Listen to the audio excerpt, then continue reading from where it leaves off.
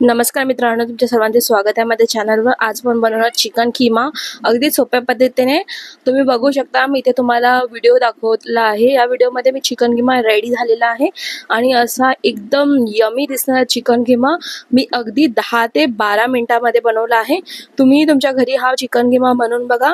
तर आपण ह्याची सोप्या पद्धतीने रेसिपी बघूया मी कशा प्रकारे बनवलाय। तुम्हाला आवडला असेल तर व्हिडिओला लाईक करत जा। सर्वप्रथम आपण कढईमध्ये तेल थोडं बेतानेच घेणार आहोत, चांगल्या प्रकारे घेणार आहोत।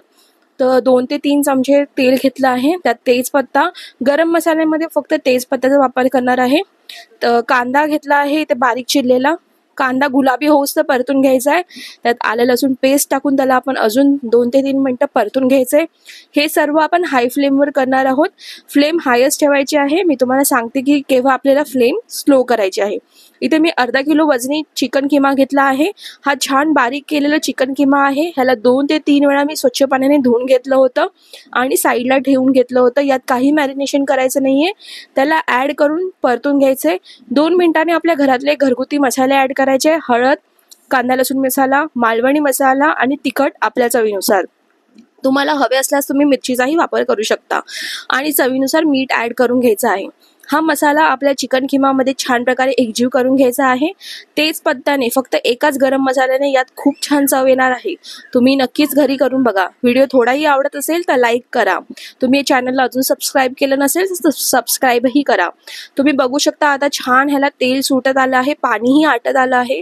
तर यात आपण अर्धा चमचा चिकन मसाला घालणार आहोत। ऑप्शनल आहे, घातला तर चव अगदी छान येणार आहे।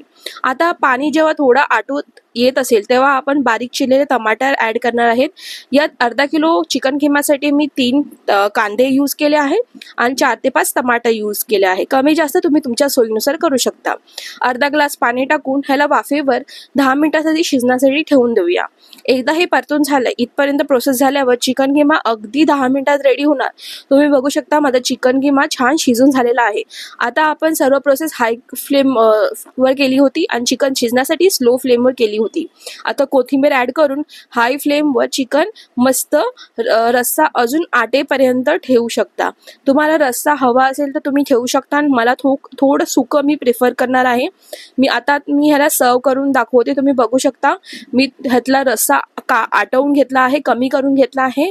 ह्याला सर्व करूया। तुम्ही पाव सोबतही त्याला खाऊ शकता, चव तितकीच छान लागेल। पण मी ते आज चपाती वापरली आहे।